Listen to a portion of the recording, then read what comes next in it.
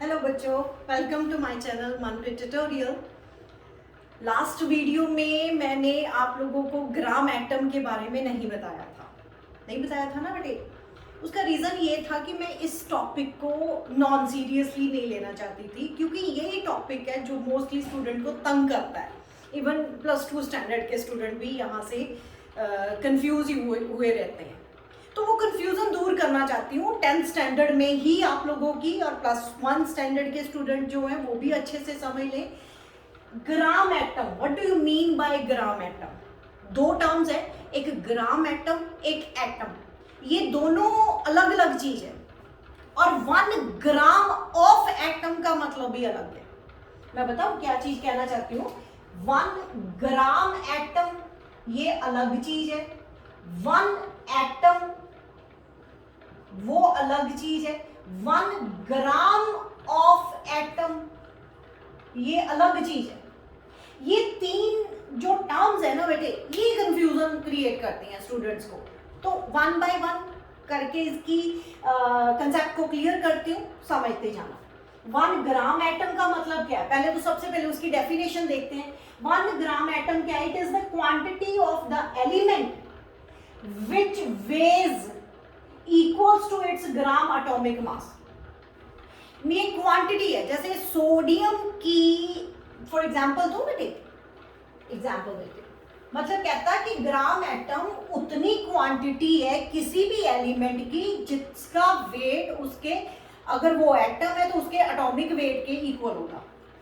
तो for example करते हैं, फॉर एग्जांपल 1 ग्राम एटम, पूरा ही लिखती हूं मैं, 1 gram atom of sodium is equals to कितना वेट होगा उसका? जितना उसका ग्राम एटॉमिक मास है। तो सोडियम का ग्राम एटॉमिक मास तो 23 ग्राम्स है।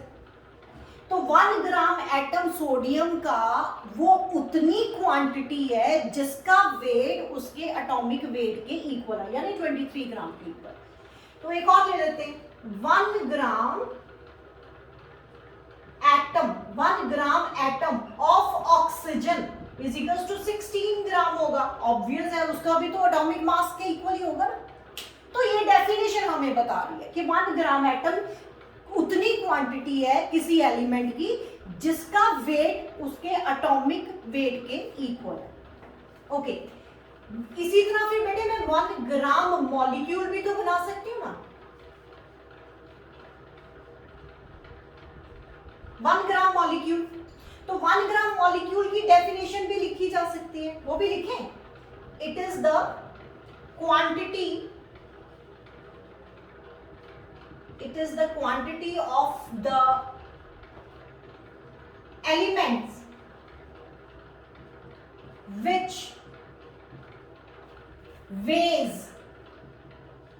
विच वेज कितना? इक्वल्स टू इट्स ग्राम, क्या इस बार मॉलिक्यूलर मास बोलेंगे ना, ग्राम मोलर मास, ग्राम मोलर मास। अगर वो मॉलिक्यूल है तो ग्राम मोलर मास लिख देंगे, मॉलिक्यूलर मास लिख दो, चाहे कंफ्यूजन क्रिएट होती है तो। मॉलिक्यूलर मास, यहाँ पे एटॉमिक मास था तो ग्राम एटॉमिक मास के इक्वल है, यहाँ पे मॉलिक्यूलर ग्राम मॉलिक्यूल है तो ग्राम मॉलिक्यूलर मास के इक्वल है। इसकी भी एक एग्जांपल दूं, जैसे 1 gram molecule, 1 gram molecule of carbon dioxide. Carbon dioxide का बेटे मॉलिक्यूलर मास कितना है? 44 ग्राम। अभी तो आप लोगों को लर्न हो गया होगा ना। 1 gram molecule of carbon dioxide is equal to कितना होगा उसका मास? 44 ग्राम। एक और लूं, 1 gram molecule, 1 gram molecule of water ले लो, वाटर का कितना मॉलिक्यूलर मास होता है बेटे? 18 ग्राम।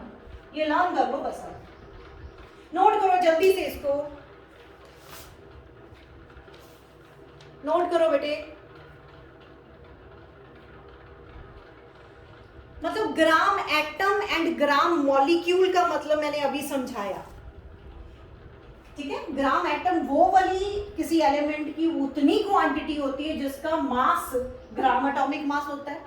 ग्राम मॉलिक्यूल में वो किसी एलिमेंट की उतनी क्वांटिटी होती है जिसका मास ग्राम मॉलिक्यूलर मास होता है। एग्जाम्पल में मैंने एक्सप्लेन कर दिया, ये ग्राम एटम, ये ग्राम मॉलिक्यूल।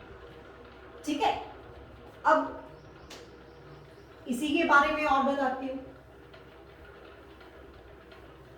इसी के बारे में बेटे और बताती हूँ।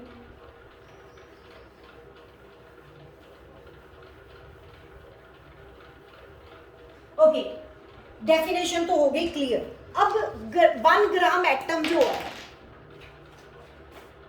लिखते चलो, मैं करवा दूं एक बार। 1 ग्राम एटम जो है वो एवोगेड्रो नंबर के इक्वल भी होता है, इंटू 10⁻23 एटम्स। अगर वो एटम है तो इतने एटम्स, तो ये आपका एक 1 मोल भी कह सकते हैं इसको, 1 मोल। ठीक है, 1 ग्राम मॉलिक्यूल अगर है तो उसको हम क्या क्या लिख सकते हैं, 1 मोल उसको भी लिख सकते हैं।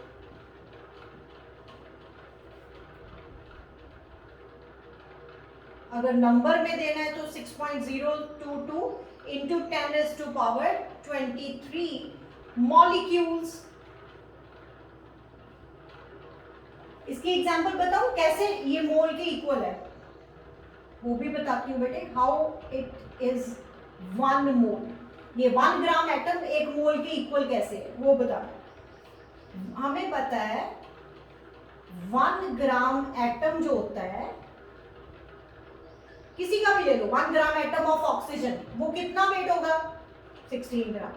तो हमें पता है मोल्स निकालने का बेटे, हमारे पास क्या मोल्स का फॉर्मूला क्या होता है, given mass upon molecular mass, molar mass यानी मोलर मास।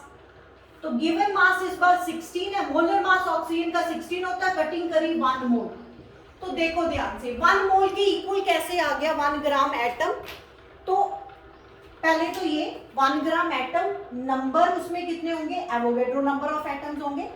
1 ग्राम को हम मोल भी लिख सकते हैं। कैसे मोल हुआ बेटे, how it is 1 mole, how 1 gram atom is 1 मोल।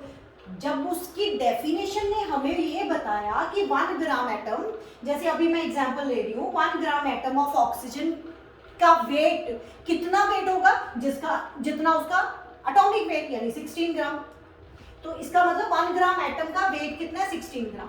तो मोल्स कैसे निकालते हैं, given mass upon molar mass. Given mass कितना हुआ 16, मोलर मास कितना है ऑक्सीजन का 16, 16 से 16 कट गया 1 मोल। तो इसका मतलब 1 ग्राम एटम 1 मोल के इक्वल भी होता है। तो वहां पे भी चले जाते हैं, वो भी कर लेते हैं बेटे। उसमें एग्जांपल ले लेती हूं मैं, 1 gram molecule, 1 gram molecule of carbon dioxide. Carbon dioxide का मॉलिक्यूलर मास कितना होता है 44 ग्राम। तो अगर मुझे इसके नंबर ऑफ मोल्स निकालने हैं, 1 ग्राम एटम के number of moles, number of moles of 1 gram molecule के, तो क्या करूं, given mass upon molar mass. Given mass upon molar mass, तो गिवन मास 44, मोलर मास भी तो 44 है कार्बन डाइऑक्साइड का, 1 आ गया। तो इसलिए मैं बोलती हूं कि 1 ग्राम एटम को हम 1 मोल भी बोल सकते हैं, 1 ग्राम मॉलिक्यूल को भी 1 मोल बोल सकते हैं। ठीक है, ये नोट करो बेटे, जल्दी से नोट करो।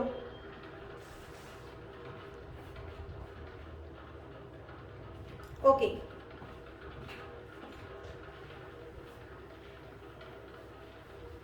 अब मैं न्यूमेरिकल्स निकालूंगी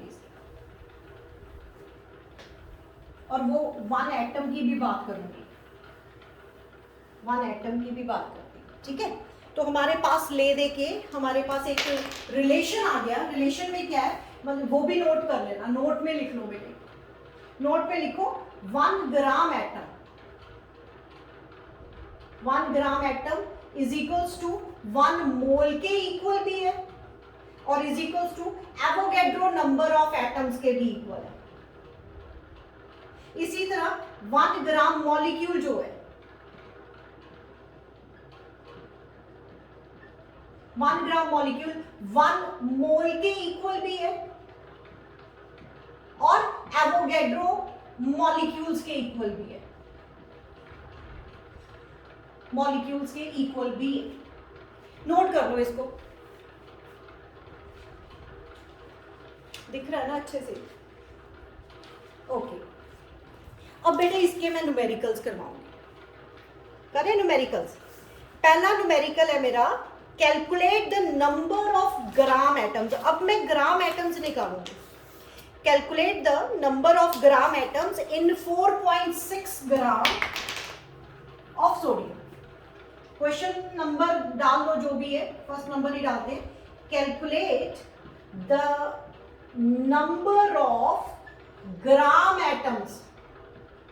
ग्राम एटम्स बेटे ये गलती बिल्कुल मत कर देना, ग्राम एटम्स को अंडरस्टैंड करो वो मांग क्या रहा है। Calculate the number of gram atoms in 4.6 gram of sodium. Of sodium gram atoms निकालने हैं तो हमें पता है 23 gram of sodium is equals to 1 gram atom. किसका? सोडियम का। 1 ग्राम एटम ऑफ सोडियम। तो 4.6 में बता दो उसको, वेरी सिंपल, 1/23 इंटू 4.6 1.23। ये 1 ग्राम एटम का मास कितना होता है बेटे? वो अगर एटम है तो एटॉमिक मास भी लिख दो यहाँ पे, एटॉमिक मास। ये तीनों के इक्वल है तो यहाँ पे मॉलिक्यूलर मास भी लिख सकते हो ना, मॉलिक्यूलर मास ये भी लिख लो, ऐड कर लो उसमें। तो जितना उसका एटॉमिक मास है उसमें 1 ग्राम एटम है। अब मुझे सोडियम का पूछा था तो 23 ग्राम ऑफ सोडियम के में कितने ग्राम एटम है? सोडियम के 1, और 4.6 में कितने? इतने। समझ आया? और इसका आंसर निकाल लो, 0.2 ग्राम एटम ऑफ सोडियम। इतने ग्राम एटम ऑफ सोडियम आए 4.2 ग्राम सोडियम में। ठीक है बेटे? और बताओ, एक और करते हैं क्वेश्चन। एक और क्वेश्चन लिखो।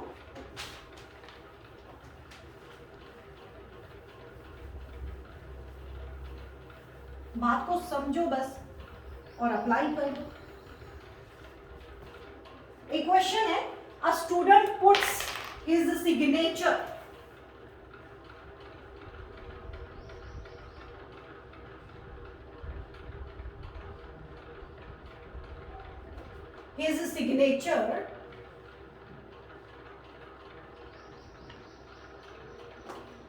विद ग्रेफाइट, पेंसिल के साथ सिग्नेचर कर रहा है।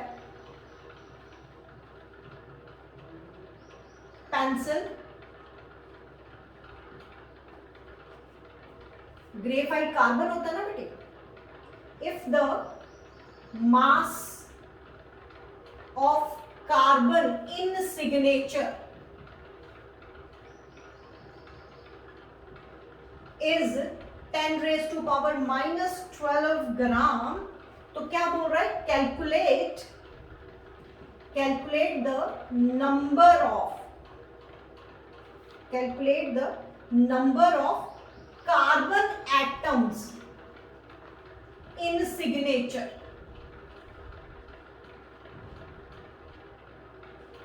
ठीक है?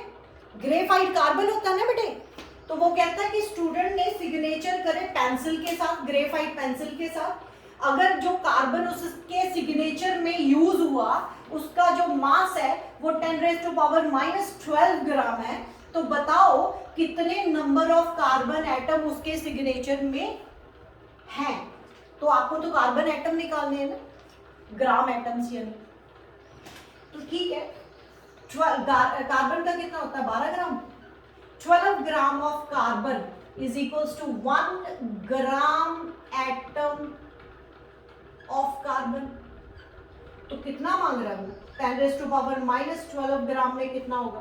तो निकाल के दे दो उसको, 1/12 इंटू 10⁻⁻12। 12 ग्राम कार्बन में 1 ग्राम एटम है, 12 ग्राम कार्बन में 1 ग्राम एटम है, और उसके बाद 10⁻⁻12 ग्राम में कितने होंगे।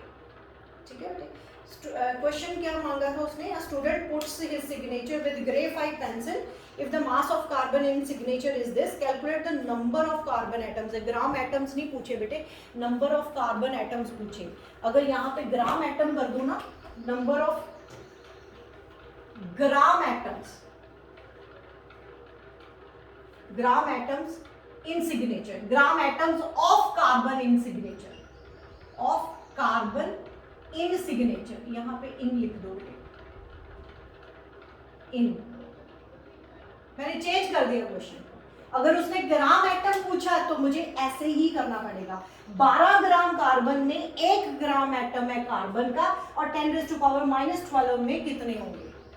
अच्छा, अगर वहां पे कार्बन एटम्स पूछ लेता जैसे पहले लिखा हुआ था, कैलकुलेट द, मैं अभी इसका ये फर्स्ट पार्ट बना देते हैं, दूसरा पार्ट बना देते हैं। यही क्वेश्चन से आपको निकालना है, calculate the number of carbon atoms. अब ध्यान से सुनो, अब मैंने कार्बन एटम्स लिखा, कार्बन ग्राम एटम्स नहीं लिखा, तो नंबर ऑफ एटम्स निकालते हैं। ठीक है, फिर 12 gram carbon is equals to 6.022 into 10⁻23 atoms of carbon, और कितना बोल रहा है इससे, 10⁻⁻12 ग्राम में कितने होंगे, निकाल लो, निकाल लो, डिवाइडेड बाय 12 इंटू 10⁻⁻12। अब बेटे इसकी कैलकुलेशन तो कर सकते हो ना। ये दोनों बातें मैंने अभी बता दी, एक ही न्यूमेरिकल में दोनों बातें बता दी। अगर एग्जामिनर पूछ रहा है कि calculate the number of gram atoms of carbon उस सिग्नेचर में, तो क्या करेंगे, 12 ग्राम कार्बन में 1 ग्राम एटम है, और 10⁻⁻12 ग्राम में कितने एटम, 1 डिवाइडेड बाय 12 इंटू 10⁻⁻12। अब यही क्वेश्चन और पूछ लिया, calculate the number of carbon atoms, gram atoms नहीं है, कार्बन एटम्स। तो हमें पता है कि 12 ग्राम कार्बन में Avogadro number of atoms of carbon होंगे, एंड 10⁻⁻12 ग्राम में कितने होंगे। दोनों कंपैरिजन करो, सारा का सारा डाउट क्लियर हो जाएगा आपका। ग्राम एटम मांग रहा है तो ऐसे करो, एटम्स मांग रहा है तो ये करो, करो इसको नोट करो।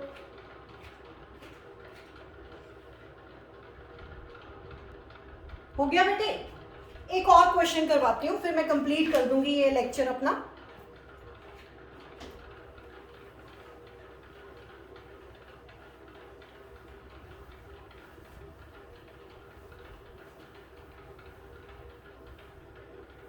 और लास्ट में एक बार फिर मैं gram atom, an atom, 1 gram of atom, उसका फिर से क्लियर कर दूंगी। एक और क्वेश्चन करते हैं, राइट डाउन द स्टेटमेंट। मेरे पास क्वेश्चन है, ये question number I think so 4 बन रहा है आपका।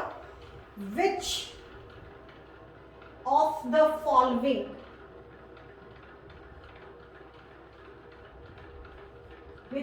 Following weighs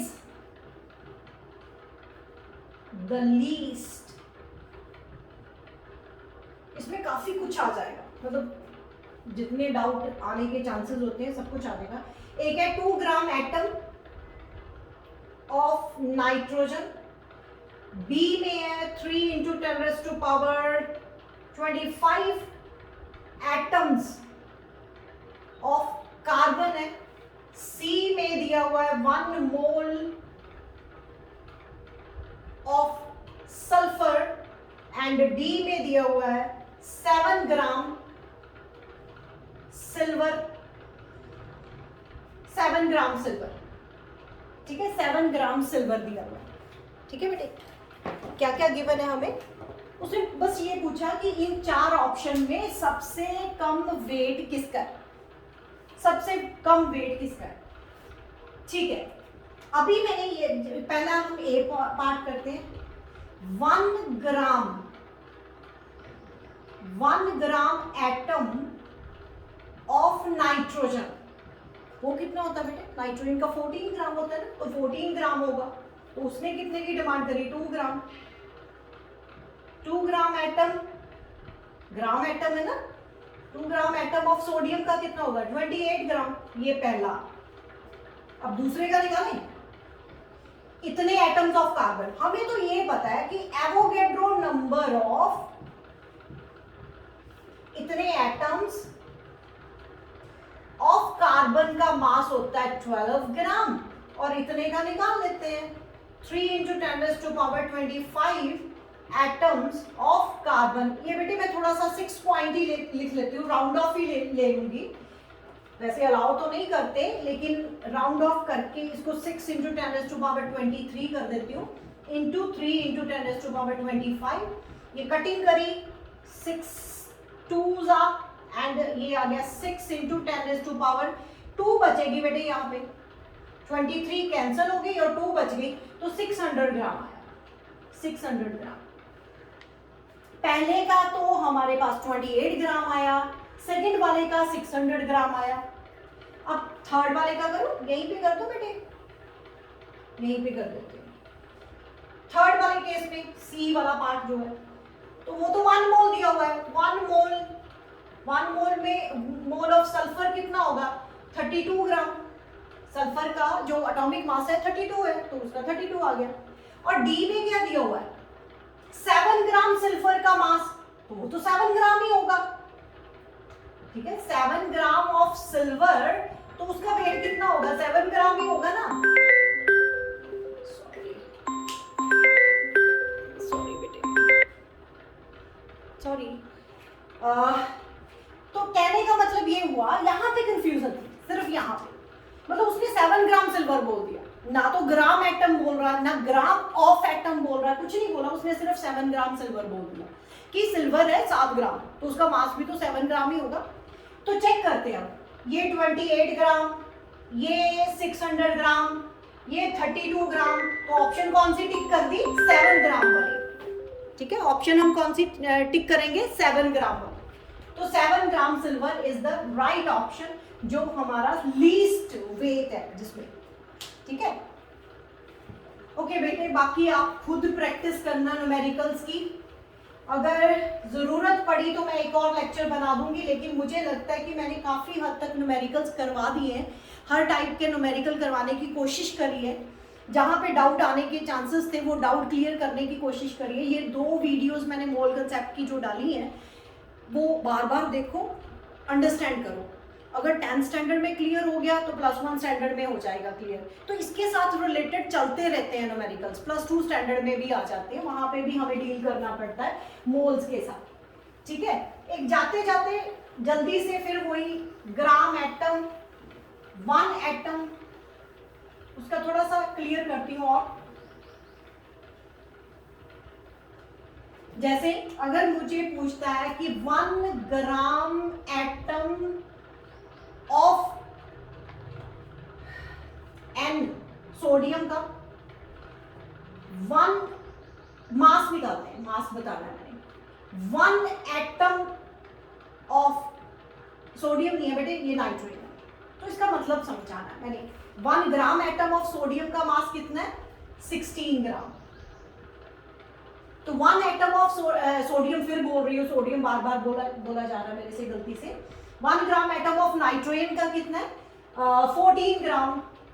sorry, I am really sorry, 14 gram sodium का, सॉरी सोडियम ही ले लेती हूँ, बार बार सोडियम मुंह पे आ रहा है तो सोडियम ले लेते हैं। 1 gram atom of sodium 23 grams. और 1 atom of sodium, 1 atom of sodium कितना मास होगा? ये करना है, दिमाग में लेके आना। आपको इतना पता है कि 6.022 into 10⁻23 एटम्स ऑफ सोडियम का मास 23 ग्राम्स है। लेकिन यहां पे मैंने कितना पूछा? 1 एटम। इतने एटम्स का 23 ग्राम है, तो 1 एटम का कितना होगा? तो 23 को आपको एवोगैड्रो नंबर के साथ डिवाइड करोगे, then you get the mass of 1 atom of sodium, तो इतने ग्राम आएगा। बात समझो, कंफ्यूज मत होना। 1 gram atom of sodium, gram atom of sodium का मास तो 23 ग्राम है, उसकी डेफिनेशन बोलती हूँ। लेकिन 1 एटम ऑफ सोडियम कितना होगा? हमें इतना पता है कि Avogadro number of atoms of sodium का 23 ग्राम है, तो 1 एटम का कितना होगा उसको डिवाइड करो, डिवाइड करो। तो इसका मतलब यहाँ पे आंसर आपका कितना आना था? 23 को एवोगैड्रो नंबर के साथ डिवाइड करना है। समझ आई?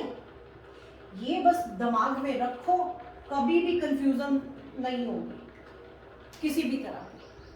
ओके बेटे, मैंने आप लोगों को न्यूमेरिकल्स करवाए मोल कंसेप्ट के, ग्राम एटम और एटम का डिफरेंस बताया, ग्राम मॉलिक्यूल का मतलब समझाया, उसकी डेफिनेशन क्लियर करी। अब होप करती हूँ कि आप लोगों के काफ़ी हद तक ये कंसेप्ट क्लियर हो चुके होंगे। रिवाइज करो, अप्लाई आप ही लोगों को करना पड़ेगा। मैक्सिमम न्यूमेरिकल्स आप ही लोगों को करके देखने पड़ेंगे। न्यूमेरिकल्स निकालो अपनी बुक में से, निकाल के देखो, उसके स्टेटमेंट्स को समझो, 1 बार पढ़ो, 2 बार पढ़ो, स्टेटमेंट को 2 बार पढ़ो ना, 2-3 बार पढ़ लो तो निकल के आ जाता है, कुछ ना कुछ समझ आ जाता है कि उसने डिमांड क्या करी है, गिवन क्या है और निकालना क्या है। दिमाग में लेके आओ ट्री और देख लो हमें गिवन क्या है और निकालना क्या है, उन्हीं को दोनों को रिलेट करो और आंसर निकल आती है। ठीक है बेटे? ओके बेटे, मैं लेक्चर कंप्लीट करने जा रही हूँ। पढ़ते रहो। All the very best and thank you very much.